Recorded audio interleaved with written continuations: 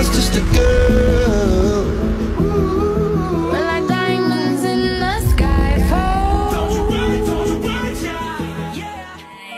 'Cause I'm good, I'm feeling alright. Baby, I'ma have the best fucking night of my life.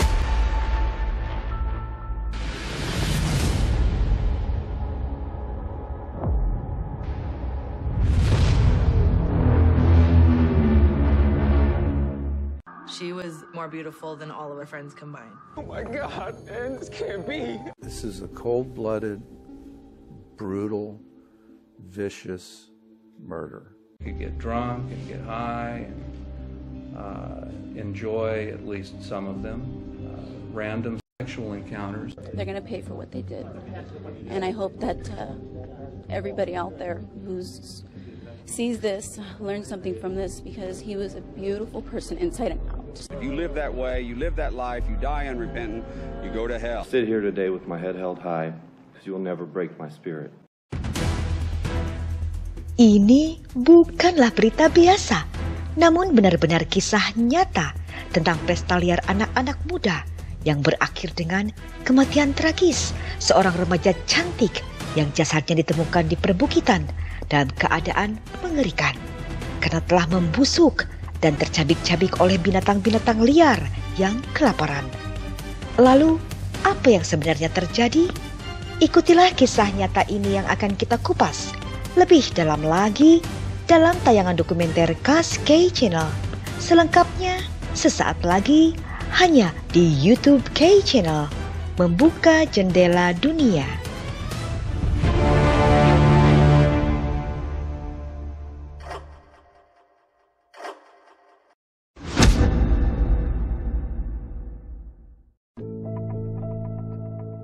Hari itu, polisi menerima panggilan telepon yang melaporkan tentang rumor pembunuhan dan kemungkinan adanya mayat di dekat Halfmoon di perbukitan. 911, what's your emergency?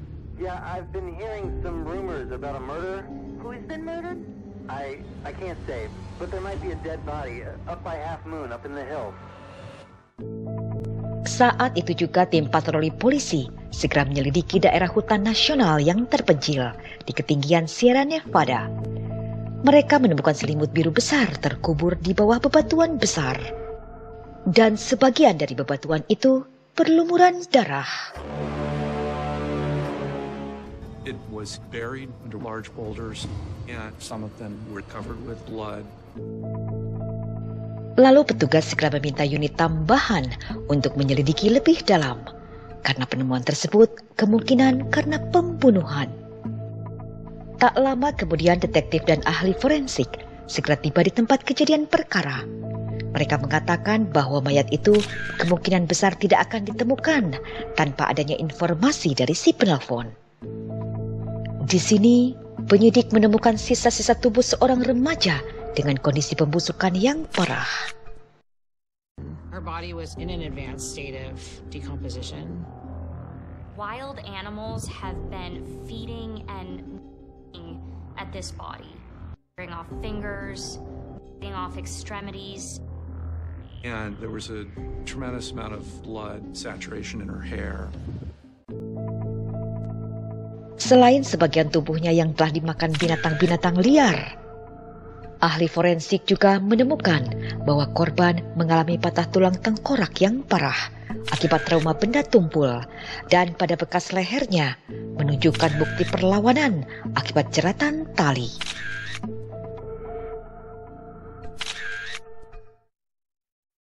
No, she was beat pretty badly. There was a rope taken from around her neck.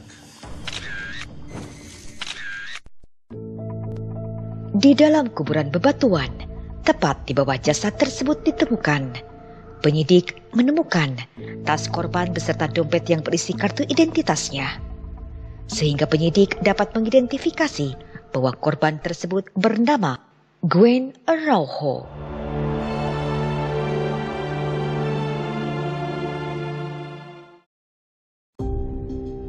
Setelah polisi mengetahui identitas korban, ternyata mereka menemukan bahwa korban yang bernama Gwen Araujo telah dilaporkan oleh ibunya sebagai orang hilang 10 hari sebelumnya. Dan kini, polisi harus pergi menemui ibu korban untuk memberitakan kabar duka yang akan menghancurkan hati keluarganya. The police officer drove up to my house. I could see through the blinds, and I knew instantly they were coming to tell me they found her body. I fell to my knees and I just cried because I already knew, and they said that they found her body. And all I could think of was I needed to get to my mom. So I knew in my heart and soul that my daughter was gone. Dalam mengawali penyelidikan, detektif segera mewawancari sahabat Gwen, Chrissy Blanchett, yang sedang tidak ada di tempat saat Gwen menghilang. Tetapi Chrissy memberikan informasi latar belakang yang sangat berharga. We had just had a fight about a week before, and we had just made up over the phone the night before it happened. Chrissy menggambarkan Gwen sebagai sosok yang cantik dan terampil dalam merias wajah. Bahkan mereka berdua berencana untuk pindah ke kota dan bersekolah di sekolah kecantikan terbaik di Fremont. She was more beautiful than all of her friends combined. Her hair was so gorgeous. She knew everything in the book when it came to makeup. We were planning to move to the city when we both turned 18 and then figure out things from there. Chrissy memberitahu polisi bahwa Gwen telah menghabiskan waktu dengan sekelompok anak muda yang suka berpesta yang dipimpin oleh kakak beradik Paul Morrell dan Jose Morrell. Kakak beradik ini sengaja menyewa rumah yang dijadikan pusat pesta setiap akhir pekan, di mana biaya sewa rumah dan biaya pesta sebagian besar dibiayai oleh orang tuanya yang kaya. Paul Morrell adalah kakak laki-laki yang dikenal sebagai seorang pengusaha muda yang sukses dan ramah. Ia sangat populer di Silicon Valley, dan ia selalu mempersiapkan pesta akhir pekan mereka. Sementara sang adik, Jose Morrell, ia seorang pemalu yang kurang bergaul. Untuk itulah sang kakak selalu mengajaknya bergabung dan membuat pesta-pesta, sehingga Jose seringkali hidup dalam bayang-bayang Paul. Sang kakak memiliki pacar bernama Nicole Brown, dan Nicole adalah sang ratu pesta. Namun kedatangan Gwen baru-baru ini ke dalam grup menciptakan gesekan dengan Nicole, karena kedua wanita ini memiliki kepribadian yang kuat. Baik Gwen maupun Nicole, mereka berdua menikmati menjadi pusat perhatian, sehingga konflik di antara mereka menjadi tak terhindarkan. Gwen comes into the group and she's outgoing, she's gregarious. Gwen likes to be the center of attention. But Nicole likes to be the center of attention. They're going to clash. Ketika detektif datang menemui Paul untuk memintai keterangannya, Paul memberitahu polisi bahwa pada suatu malam, Nicole begitu cemburu melihat Gwen dekat dengan Paul, hingga Nicole marah pada Gwen. Konfrontasi tersebut meningkat menjadi perkelahian fisik, di mana Gwen memukul Nicole hingga terjatuh. Nicole is one that a lot of people would want to avoid having conflict with. Gwen, I don't think, was afraid of or intimidated by Nicole. Detektif akhirnya memiliki petunjuk apakah Nicole melakukan perbuatan itu. Dan jika demikian, apakah dia melakukannya sendiri? Tetapi dengan cepat Paul bersikeras memberitahu polisi bahwa Nicole tidak ada hubungannya dengan kematian Gwen, karena Nicole sudah mengabaikan dendamnya pada Gwen. Paul juga memberitahu polisi bahwa beberapa hari setelah perkelahian Gwen dan Nicole, ia dan adiknya, Jose, serta beberapa teman lainnya kembali berkumpul di rumah pestanya. Mereka diantaranya adalah Michael, berusia 22 tahun, pria tampan yang memiliki tubuh atletis. Ia berasal dari keluarga terkaya di antara teman-teman lainnya. Jaron berusia 19 tahun. Ia dikenal sebagai pria yang cerdas dari keluarga religius. Namun ia juga dikenal sebagai pria yang agak kekanak-kanakan hingga menjadi badut di grup tersebut. Gwen juga diundang dalam pesta kecil ini. Dan kali ini, Gwen mengajak sahabatnya, Chrissy. We hang out, we have some beers, listen to some music, enjoy each other's company, kind of get to know each other and have a great time. Sang kakak, Paul, rupanya bisa membaca bahwa adiknya yang berusia 22 tahun yang pemalu ini sangat menyukai Gwen yang berusia 17 tahun. Dan kini, Jose mulai memberanikan diri untuk menggoda Gwen. Walaupun Jose bukan tipe pria yang disukai Gwen, namun kali ini Gwen membalas godaan Jose, hingga Jose menjadi terbawa perasaan. Di saat yang sama, Michael, pria tampan yang baru bertemu dengan Gwen malam itu, ia begitu terpesona oleh Gwen. Dan sebenarnya, Gwen memang sudah mengincarnya, karena Michael adalah tipe pria idamannya. Gwen really liked the tall drink of water, basically, like out of the storybook kind of gentleman. She had high standards. Gwen, she had these stunning good looks that turned heads. She was very pretty. Ketertarikan antara dua insan itu kini membuat mereka menjadi semakin dekat. Tetapi di sisi lain, kedekatan mereka membuat Jose kecewa. Namun tentunya, itu tidak menghentikan Gwen dan Michael untuk terus bercumbu dan melanjutkannya dalam permainan di atas ranjang. Melihat Gwen dan Michael yang semakin intim, itu membuat Nicole merasa lega. Karena ternyata Gwen tidak tertarik merebut Paul darinya. Hubungan di antara Gwen dan Nicole pun menjadi baik. Dan bagi detektif, hal itu berarti Nicole semakin tidak terlihat seperti tersangka.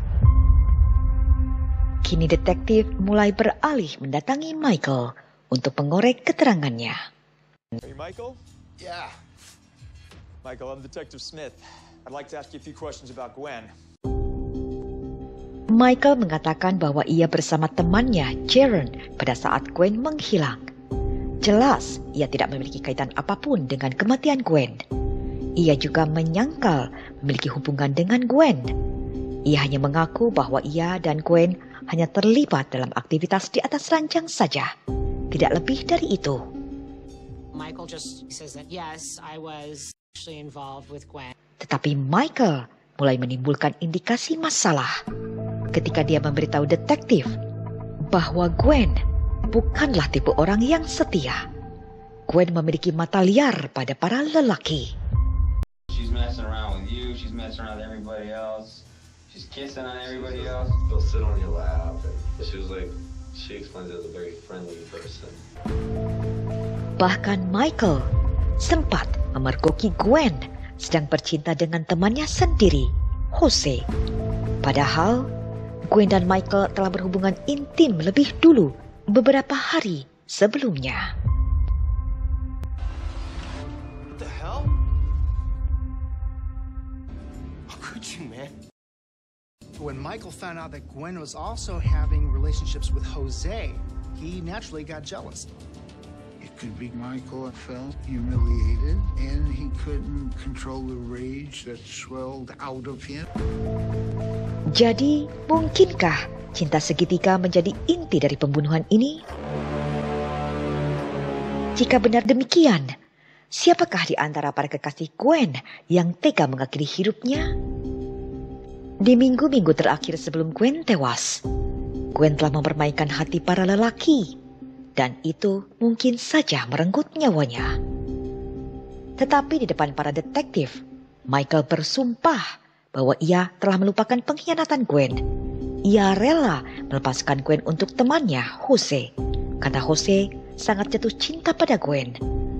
Sedangkan Michael, ia mengatakan ia hanya bersenang-senang saja dengan Gwen. Untuk saat ini, polisi tidak punya pilihan lain selain mempercayai perkataan Michael. Beberapa jam kemudian, polisi mengetahui tentang kabar yang sedang hangat dibicarakan di lingkungan kampus. Banyak mahasiswa yang berbisik-bisik tentang adanya dugaan pembunuhan ini. Lalu polisi segera meluncur ke kampus tersebut dan segera memintai keterangan dari salah satu mahasiswa bernama Andrew. ia adalah sahabat dekat Jaren. Pada awalnya, Andrew mengatakan bahwa ia tidak tahu menau tentang rumor tersebut. Tapi kemudian ia berubah pikiran. Rupanya ia memiliki hati nurani, sehingga ia menyarankan pada Jaren untuk melaporkan hal tersebut pada polisi. Andrew menjelaskan bahwa dia khawatir setelah mendengar informasi yang mencurigakan dari sahabatnya, yang juga merupakan teman sekelasnya, Jaren Nevers. He says there were rumors in Newark, a fairly small city. A lot of students on campus are whispering about this supposed murder. These are young people, they're just kids. Knowledge can be a burden, and people have a tendency to want to unburden themselves. So what happens? Jaren goes and tells his buddy, who had nothing to do with anything. Guess what my friends did? Andrew juga diberitahu Jaren tentang mayat yang dibuang di suatu tempat. Kemudian di hari yang sama, polisi meminta Andrew sebagai warga negara yang baik untuk memakai alat penyadap, mencoba membuat Jaren berbicara tentang apapun yang terjadi. So, what's up with Gwen thing? Did one of the guys get jealous? Dude, keep it down. All I can say is Gwen wasn't as cool as everyone thought she was. She played them, lied to them. She deserved what she got. This stays between us, right? Beberapa hari sebelum Gwen tewas, para pria pecinta pesta pora ini sedang berkumpul. Mereka mulai membicarakan tentang pengalaman di atas ranjang mereka dengan Gwen. Saat itu, Jose mengatakan bahwa secara teknis ia terbilang masih berjaka. Karena ia tidak benar-benar bercinta dengan Gwen. Karena Gwen mengatakan padanya bahwa dia sedang datang bulan. Karena itu mereka tidak bisa bercinta. Sehingga mereka berdua melakukan hubungan intim lewat belakang. Yang merupakan organ tubuh bagian terakhir dari sistem pencernaan. They start talking about the sexual encounters that they had with her. Gwen has a sexual encounter with Michael. She has a sexual encounter with Jose. Jose says that Gwen told him that she was on her period, and therefore they couldn't have vaginal sex. And because of that, would prefer to engage in anal intercourse.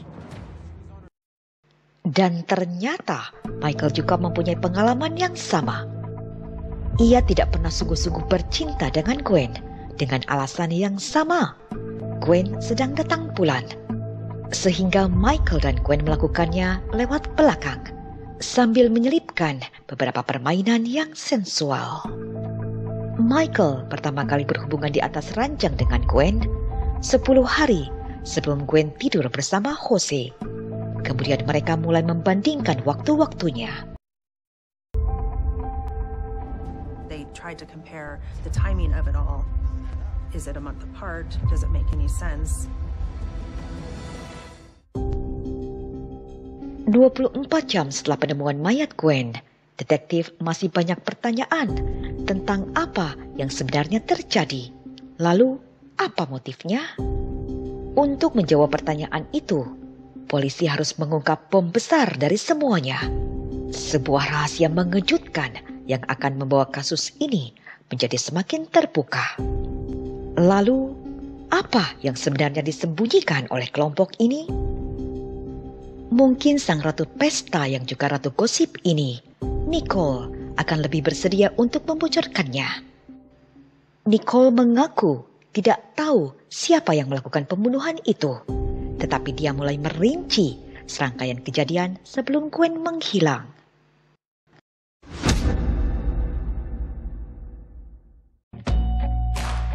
Malam itu, Nicole sedang berkumpul bersama Paul, Michael, Jose, Jaren, dan Jason di rumah pesta yang disewa kakak beradik Merrill. Mereka mulai membicarakan tentang Gwen. They start talking about her body, her hands, she's so strong.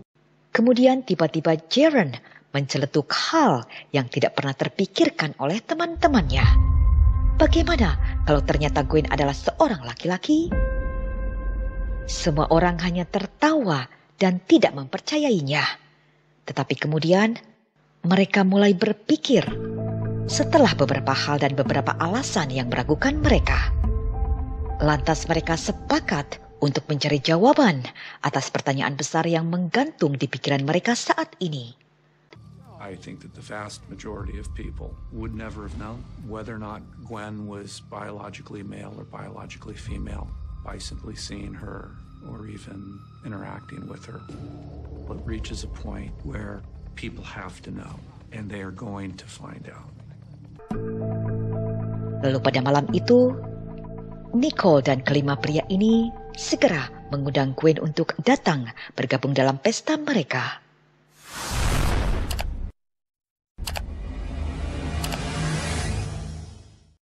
Eventually, Gwen showed up that night because it was the party house. The others in the house that night decided that they were going to find out what the truth was that night. Ketika Gwen tiba, mereka bersikap tenang sambil diam-diam menganalisis setiap gerakannya. So it's a normal party night in her mind. She has no idea about the conversations these young men have had about her. Tetapi Jose tidak bisa menahan lidahnya lagi, yang akhirnya ia menanyakannya langsung pada Gwen. Are you a dude? What? Are you serious? Come on, what kind of question is that? Stop, Gwen. Are you a man? What are you talking about? What kind of question is that? Are you guys even serious right now? Then why don't you just show us then? I think Gwen would have been in almost panic mode. And so she tries to get herself out of that house, and Michael blocks her. Come on, we're gonna figure Stop it out. it! Stop, Michael! Stop it, Michael! Stop! Michael, stop! No! Stop hurting me! You asked her to prove to him that she's a female.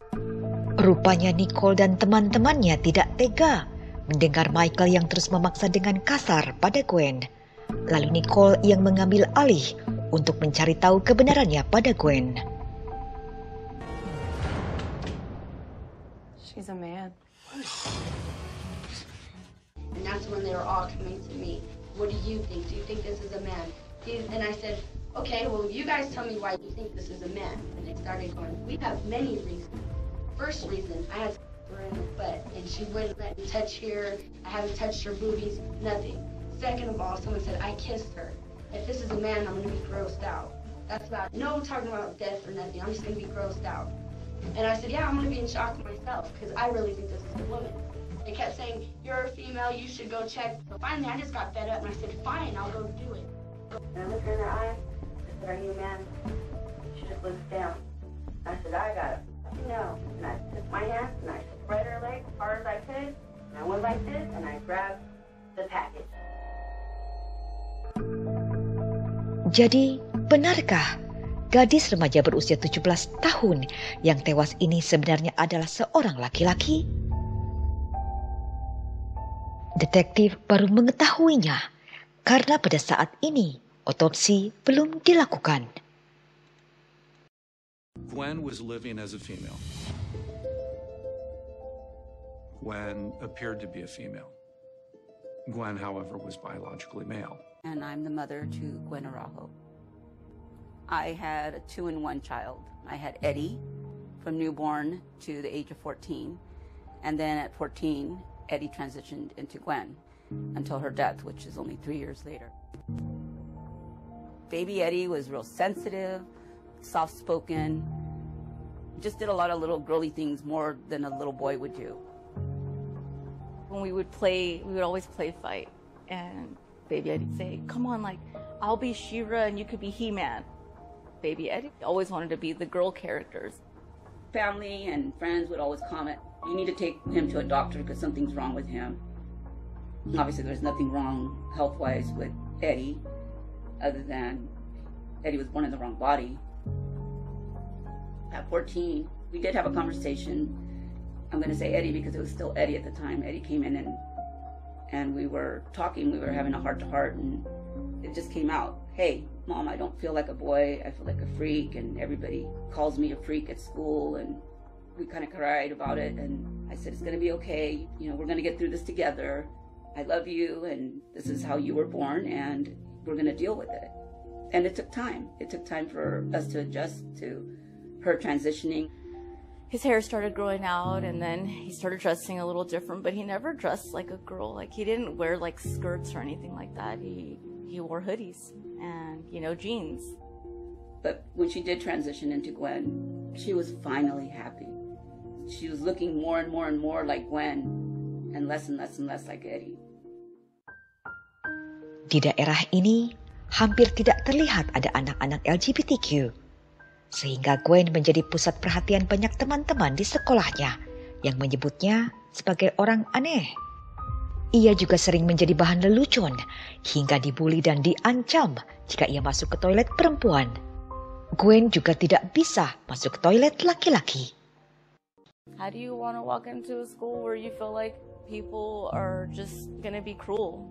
I think she definitely was struggling a lot. I remember one time, like, you know, she had a razor to her wrist, and I think it was a lot of not understanding who she was or where she belonged in life or why she was like that. There was nothing wrong with her.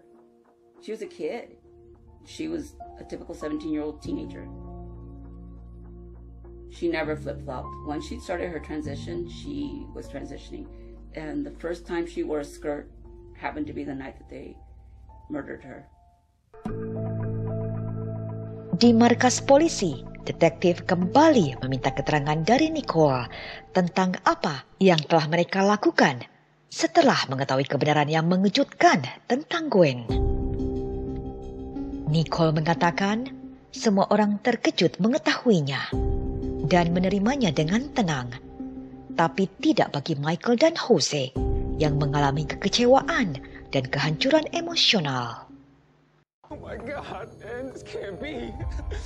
Don't even worry about it, man. Just calm down and let it go. It's okay. Jose is crying. He's questioning whether or not this means that he's gay. He is completely falling apart. Nicole is telling Jose, don't do anything stupid. We're angry because they feel like they were tricked into homosexual sex. Gwen, she said she was on her period, therefore things were done from behind in a way that she could have hidden her anatomical self. Beberapa lama kemudian, setelah Gwen mengunci diri di dalam kamar mandi, akhirnya ia keluar dan secara perlahan ia berjalan melewati mereka yang hendak pergi dari rumah itu. No damn way. No, she's a liar! Yo, what the hell are you doing? Look at me! Michael, please! Look at me! Michael, please, I have a family. You're a liar! Stop, please! Stop it! Gwen is banged up badly. She's bleeding from her head. They didn't even do anything. She was just sitting in the bathroom the whole time. They were all in shock. When she came from the bathroom, that's when Mike attacked her. And they tussled her down the ground and lifted her legs up and pulled the underwear over. And that's when we knew for sure. Lalu Jose segera beranjak ke dapur. Ia mengambil wajan dan memukulkan wajan tersebut pada Gwen.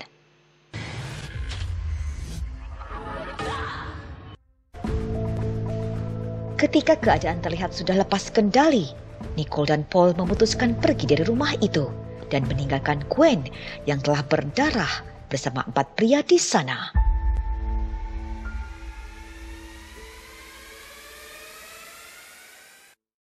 Kini detektif fokus pada para pria yang ada di rumah tersebut bersama Gwen. Detektif mengawali interogasinya pada pria yang paling muda berusia 19 tahun, Jaron. Detektif mengatakan bahwa Jaron akan menghadapi hukuman 25 tahun penjara. Tetapi bila Jaron menceritakan semuanya, ia akan mendapatkan imbalan keringanan hukuman. Dan dari sinilah Jaron mulai menceritakan seluruh kejadiannya secara rinci. I know these guys, and usually when chicks come over and hang out, they bring them over so that they can get laid.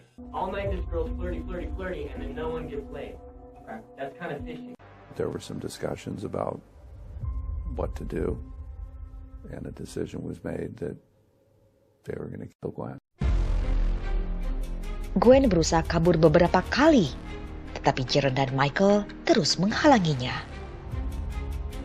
Jaron begitu terkejut atas semuanya yang tampak seperti kegilaan total. Walaupun ia tidak melakukan kekerasan pada Gwen, namun Jaren membantu teman-temannya. Saat mereka memintanya membawakan sejumlah alat untuk melenyapkan hidup Gwen. Come on, quick. I'll get the rope. I'll get that rope.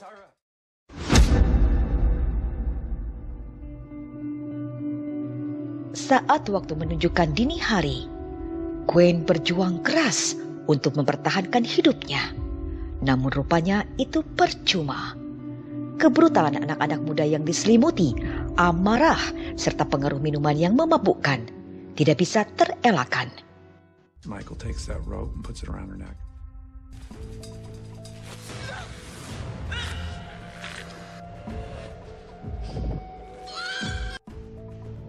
Mike said, I need a sharp knife or some rope. And I gave him my knife.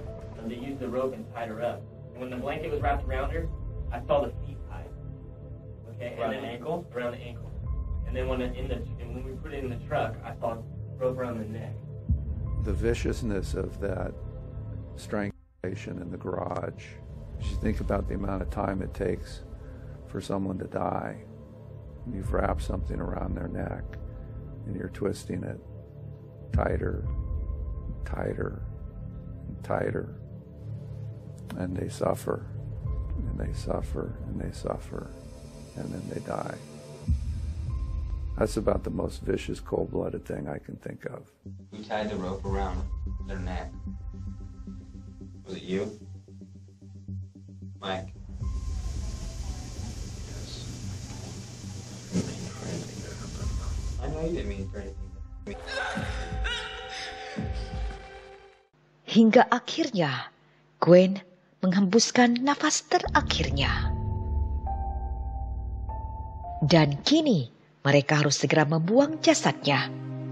Mereka menutupinya dengan selimut dan kantong besar, lalu memulai perjalanan. Tapi, kemana mereka akan membawa mayat itu? Mereka tidak tahu harus membuangnya kemana.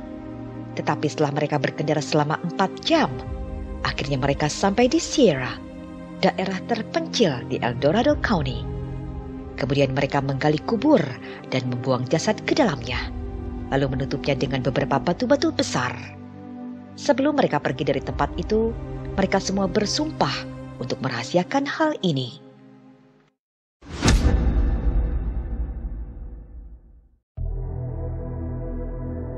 Setelah pagi hari sang ibu terbangun karena mimpi buruk, seolah mempunyai firasat buruk.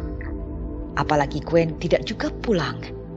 Dengan begitu panik, ia segera menelpon putrinya dan mulai menelpon setiap rumah sakit untuk mencari Gwen. Lalu akhirnya pada 5 Oktober 2002, ibunya melaporkan anaknya pada polisi sebagai orang hilang. She didn't come home. And she promised to come home. I knew something was really wrong. Call it whatever, superstition. But I knew my daughter was dead. That was hard.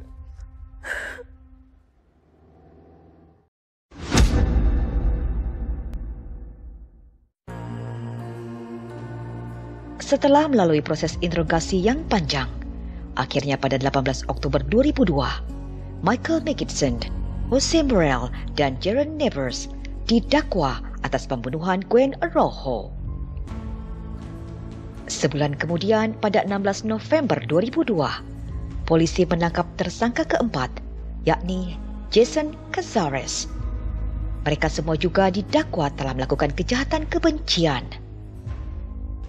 Dan tidak membutuhkan waktu lama, kasus ini pun menjadi berita nasional. Tetapi kemudian, kasus ini menjadi ramai dan terbelah ke dalam 2 komunitas.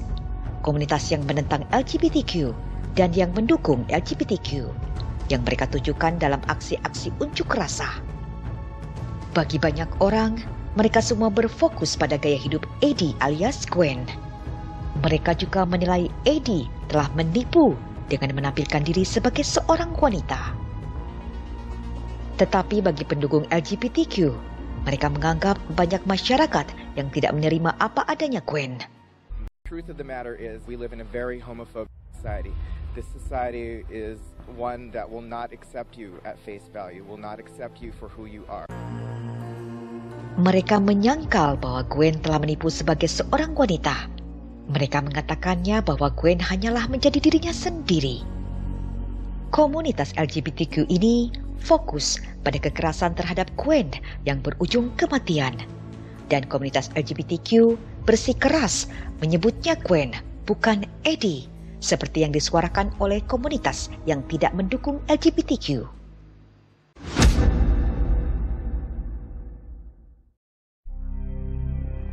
Pemakaman Eddie atau Gwen diadakan di Gereja Katolik St. Edward di Newark. Jenazahnya dikremasi. Para komunitas pendukung LGBT turut hadir. Mereka membuat upacara kecil untuk pelepasan 17 kupu-kupu yang dilepaskan oleh sang ibu. Untuk mengenang Gwen yang sangat menyukai kupu-kupu. Let's release the butterfly. Tetapi rupanya, hari upacara pemakaman Gwen tidak sehikmat yang diharapkan karena para warga masyarakat yang tidak mendukung LGBTQ turut hadir dan berunjuk rasa di hari upacara pemakaman tersebut. Eddie lived the life of an unrepentant homosexual sinner. There's a lot of hurtful things that are being said about him, and he's going to burn in hell, and that, you know, they're going to protest the funeral. That really hurts me. You know what? His life was hard enough already. You live that way, you live that life, you die unrepentant, you go to hell. Pada akhirnya, Pendeta Phelps tidak muncul di pemakaman.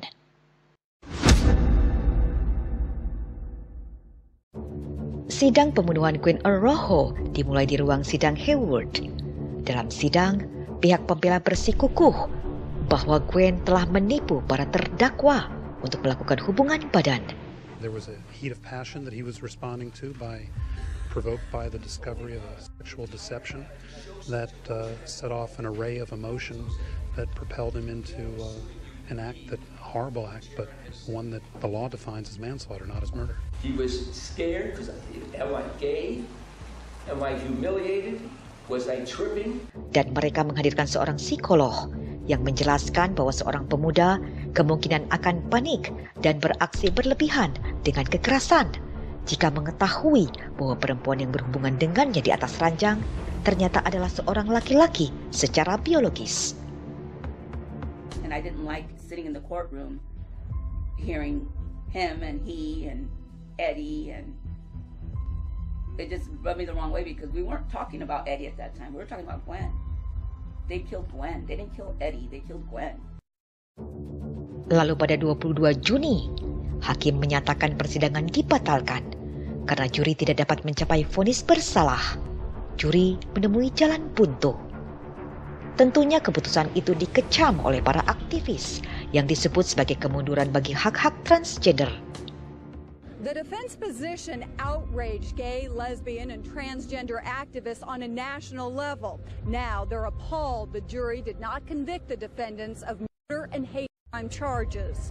We need a better jury and we need justice for Gwen. Mereka mulai bersuara keras ke jalanan, menyuarakan keadilan bagi Gwen.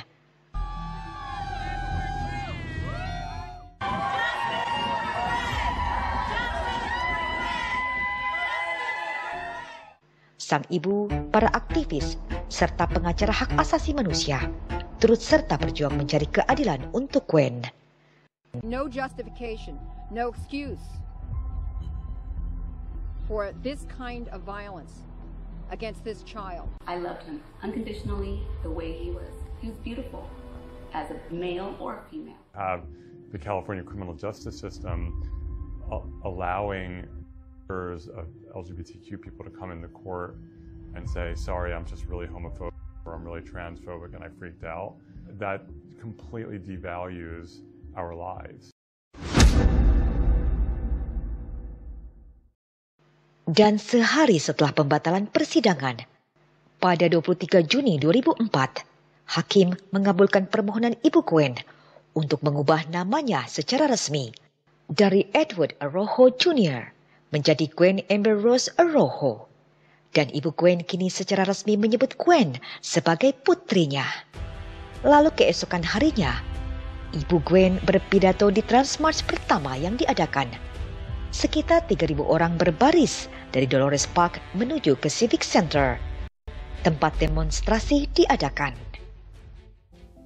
I only wish I could have been there that night, but I want people to learn from this. For Eddie, also known as Gwen, and for all children who are transgendered, and all adults who are transgendered.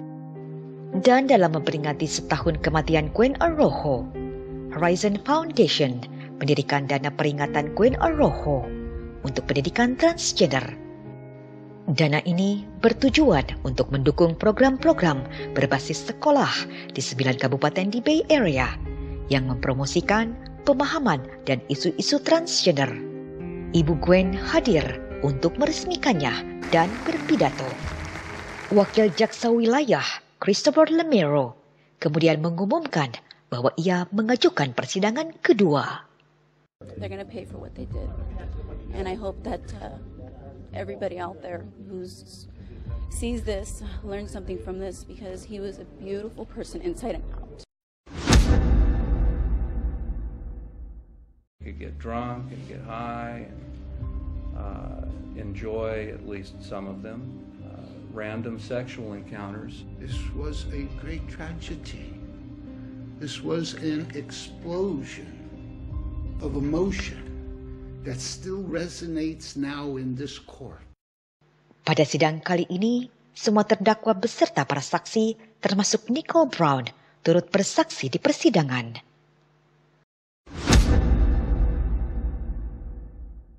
During the closing argument, I told the jury, look, if you find yourself in a position where you can't decide whether this is first or second degree murder, but you believe that it's murder, don't hang between first and second. Just come back with a second degree murder conviction. Hari ini adalah hari keputusan bagi para terdakwa dan keadilan bagi korban. Rehear all the testimony and see all the evidence in the courtroom was really, really hard. But, it's also a relief. It's time for justice. Gentlemen of the jury, please listen to the reading of your verdicts. People of the State of California versus Michael W. Magidson. Verdict of jury. We, the jury, in the above entitled cause, find the defendant, Michael W. Magidson, not guilty of a felony to wit, first-degree murder. We, the jury, in the above entitled cause, find the defendant, Michael W. Magidson, guilty of a felony to wit, second-degree murder, a violation of Section 187A of the Penal Code of California. Said defendant did unlawfully and with malice aforethought murder Edward Araujo, a human being, as charged in Count 1 of the information. People of the State of California versus Jose A. Merrill. Verdict of jury. We, the jury, in the above entitled cause, find the defendant, Jose A. Merrill, guilty of a felony to wit, second-degree murder. Keputusan tersebut disambut baik oleh komunitas LGBTQ hingga mereka mengadakan doa malam di LGBTQ Center di San Francisco. Mereka menyebut itu sebagai kemenangan besar bagi hak-hak transgender.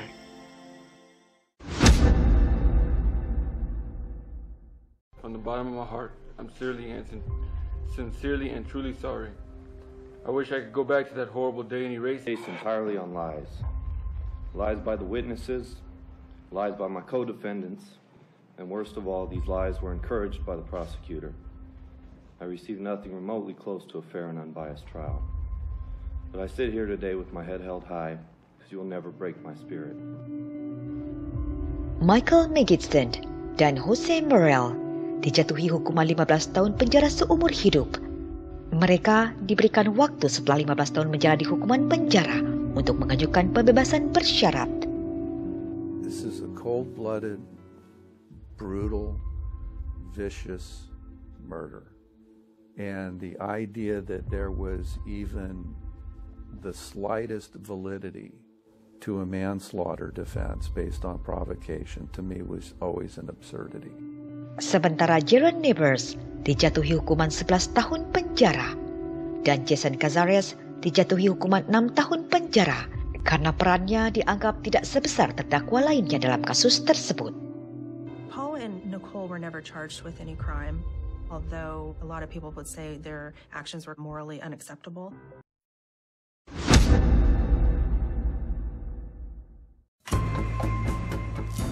aktor film action yang mendunia sekaligus sebagai Gubernur California, Arnold Schwarzenegger, menandatangani Undang-Undang Keadilan bagi korban Gwen Arroyo.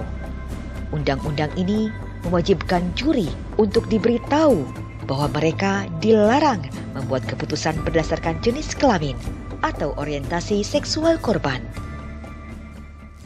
Jaron Neighbors is a pastor now in the prison. He's the one that testified against his friends. Jose Merrill has asked to speak to me too. Well, so has Jaron. It's the reason why I'm going to go visit them. And because I believe in my heart that Jose Merrill, although he's the one that hit her over the head with the soup can and the skillet, truly didn't know that Gwen is anatomically a male. He also, in open court, confessed his love for my daughter. I love him for that. And he has shown a lot of remorse and cried when we did our statements in the second trial at the end. And Jaron, I think, is one of those kids just trying to fit in, the wrong place at the wrong time. But they had no idea what was going to transpire that night. And being under the influence of alcohol and or drugs or both, this horrible crime happened. But I truly believe in my heart that they didn't want this to happen.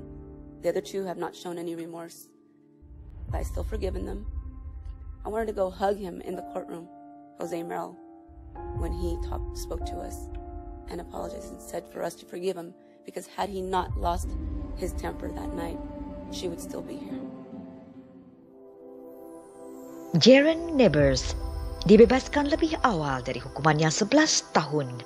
He was a co-participant, but he was the only person that could give us everything from start to finish. Jason Caceres telah dibebaskan pada tahun 2012. Jose Merrill dibebaskan bersyarat pada Oktober 2016 setelah dia menjalani 14 tahun hukuman penjara. I always believed that Jose had fallen in love with Gwen, and that he believed that Gwen was biologically a female. Sementara Michael Magidson, ia telah beberapa kali mengajukan pembebasan bersyarat, tetapi dia ditolak. Dikabarkan karena Michael masih belum menunjukkan rasa penyesalan atas apa yang telah dilakukannya. Just a great loss. Great loss of a smart kid, beautiful soul. I'm doing a lifetime sentence to this day. Took away my career. It changed my family life with my children.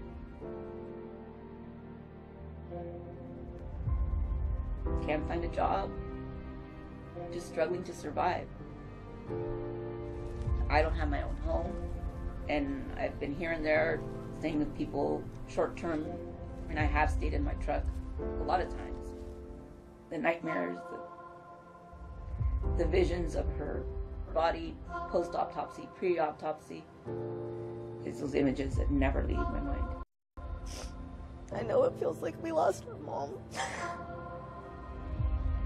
It's not fair to her because she lives in this prison in her own mind.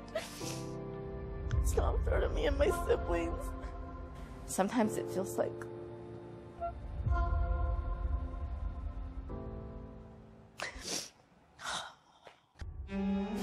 Bagaimana menurut Sobat Kay semua?